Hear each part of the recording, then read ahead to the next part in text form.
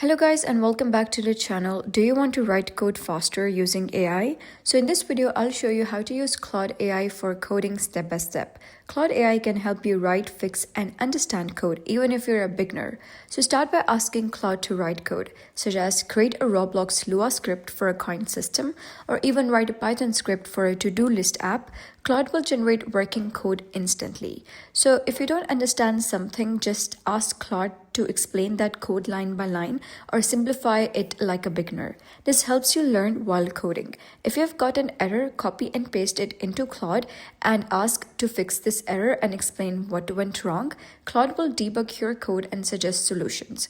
You can also improve your code by asking make this code faster, optimize this function, or add new features. Use Claude with tools like VS Code, Roblox Studio, Replit. This creates a powerful coding workflow. And that's how you use Claude AI for coding. Practice daily, improve your prompts, and you'll become faster and better. So if you found this guide helpful, please consider subscribing and leaving a like. It really helps me out.